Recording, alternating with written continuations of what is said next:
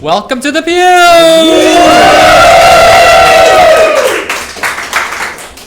Now, you know, when we're at home, we don't know what the fuck we're doing. So we are very impressed with ourselves that we have, it's not even 2 o'clock yet. And we're already drunk. And we're almost done. No, we're not drunk. This is my first mimosa. Why, are you drunk? Almost. I'm punch drunk.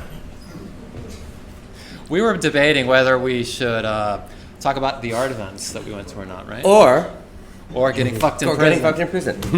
It seems that everywhere, all the news media, anywhere I go, and all of these important things are going on. All of these big projects that we're working on, the art show. And his solo art show is on Thursday. Right. It's gonna be at Castle Fitzjohn's. That's on Orchard? On Orchard Street. And then at LES Space at 201 Allen Street, and then Hotel Chantal. Hotel Chantal's open. They're all open to the public. And then there's actually a fourth venue that is TBA. But anybody wanted to talk about on CNN and Fox News is getting fucked in prison. Fucked Where in do people go to have sex in prison? I mean, no, you can tell us about your art later. It was either getting fucked in prison or taking drugs in prison. Those were the two things. Right, and all veiled under the pretense of talking about the escaped killers. Right, because they had him on because can you be our expert?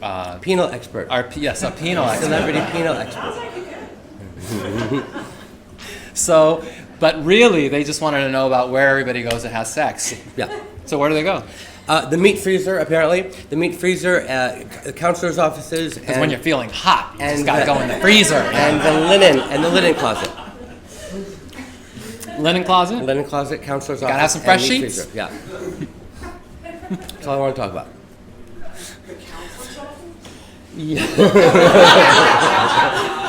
The counselor's office? Preferably not while the counselor is in there.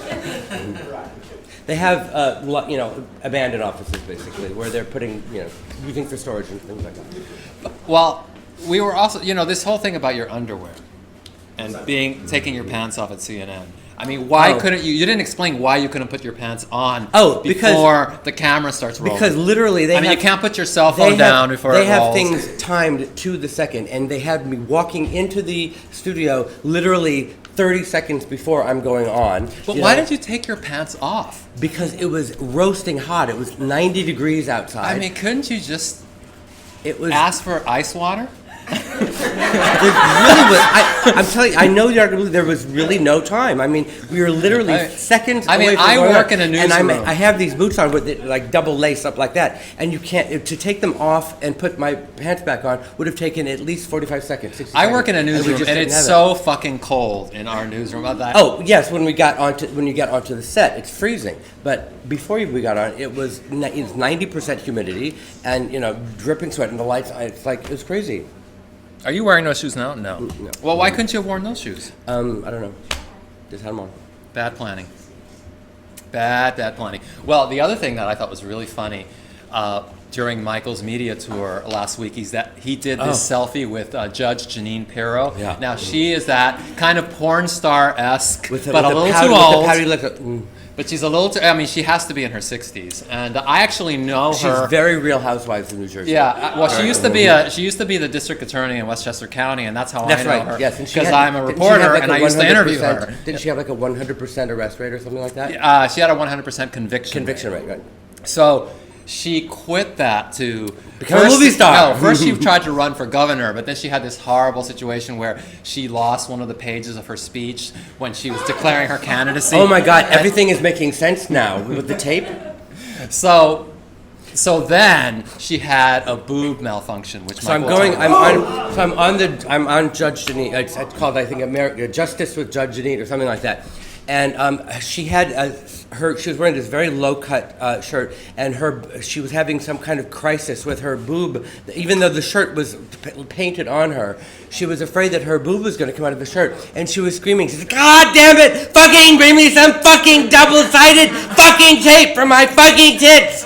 And like the tech crew's running around, like everybody afraid of her, trying to bring, and she's got the tape right on her desk. She's got like all these pieces of tape like off the side of her desk, and I told her, and other people told her, they said the tape's right there, and she looked at it. She said, "Get me the fucking tape!" Then why am I not wearing it? Why is it not on me? And they were like, 3, 2, 1. And she was like, welcome to the... she was like it was almost like a Saturday Night Live skit. She was like she was so spot on. We'll be right back. And now a word from our sponsor.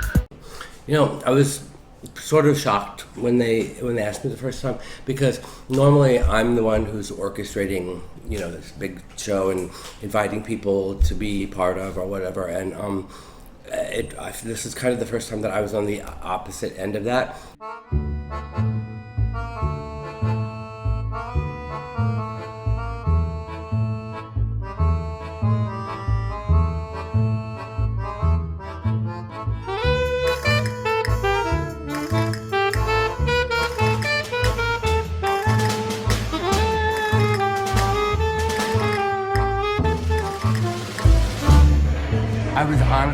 I was busy focusing on my artwork and cute guys' butts.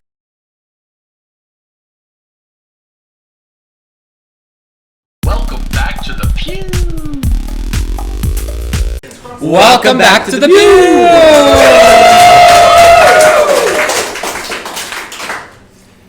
And you also got to meet Donald Trump's daughter-in-law, who works for one of the media outlets, right? Inside Edition. What's her name? Lara Lee. Lara Lee now, Trump. why does she have to work? I was wondering. Isn't she rich? I was wondering the same thing. She must be a career woman. What is it with all these rich people that want to work? She has to be. She's a career woman. She wants to pay her own way or something. Maybe she thinks my father-in-law is the richest man in the world. I don't want him to think I need whatever.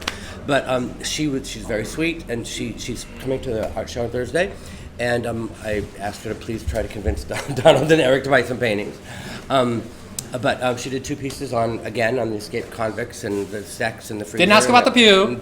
Didn't ask about the art show. She did ask about it. She did ask about them, but mostly it was about... Wow, when the camera was off, right? Yes.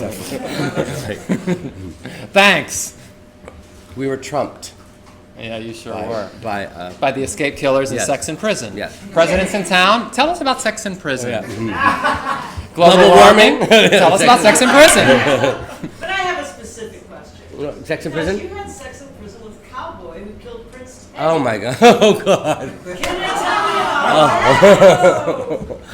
I mean... I did actually, this is a very strange coincidence. I did... Bitches want to know! I had sex with somebody who killed one of her friends. Repeat that question. What was that question? Repeat Rachel's question for the benefit of those who didn't hear because she's not mic'd. Yeah. Repeat the question. She said, "Who was Cowboy?" Cowboy is somebody that I. Michael, why did you have sex with Cowboy? Why did Michael have sex with Cowboy? Screaming Rachel's friend. No, Cowboy was not her friend. Cowboy killed the Prince of Park Avenue. That was her sugar daddy. Oh, so Michael had sex with the guy who killed your sugar daddy. Yes. Did you get all his inheritance? Well. No? Okay. Well, Cowboy stole it. There was a crown. It was a golden crown with jewels that he never thought was real. And he lived in a trailer park in North Carolina, and he was walking around the trailer park wearing this crown that he thought was like a fake crown. It was actually the crown jewels of this like Arabian country or something. Yeah, he took really good care of those crown jewels. Yeah. Oh my gosh. Now you know. Cowboy. Thanks, Rachel. You're welcome. Now I know. Thanks for watching. The Pew Live.